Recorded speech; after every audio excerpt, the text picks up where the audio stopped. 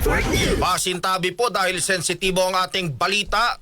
Ama na ilang araw nang nawawala, naaagnas na ng matagpuan sa Paway, Ilocos Norte. Kasama mo mula sa IFM Lawag si Idol Lawrence Martinez. RMN Live Reports.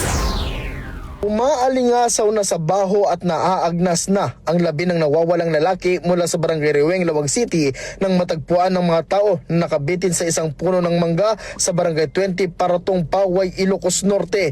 Kinilala ang biktima na si Mr. Dennis Agudong na nawawala pa noong January 2, 2026 at napabalitang may sakit na anxiety. Ayon kay Barangay Captain Ruben Gieb ng Barangay Paratong, Paway ay ipinamalita lamang sa kanya na may nagbigtis sa kanyang nasasakupan kaya't agad siyang nagpunta sa kung saan nila nadiskubre ang bangkay. Sabi niya na nagugulat na lamang siya dahil talamak na naman sa kanyang lugar ang ganitong klaseng pagpapakamatay. Ang matanda na nakita nung nag-spray ng mangga at nabigla yung tao na nag-spray dahil mayroon nakabitin na isang tao dun sa puno ng mangga.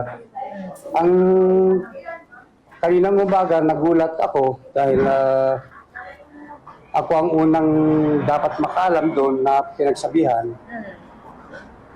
na merong nagbigti sa puno ng mangga na sinasakupan ko, mga kaibigan. Samantala, napakremate na ang bangkay sa Pinili, Ilocos Norte at nakaburol ang abo sa mismong bahay ng biktima. Kasama mo mula dito sa IFM Lawag, Idol Lawrence Martinez, Tatak, RMN. RMN Network News.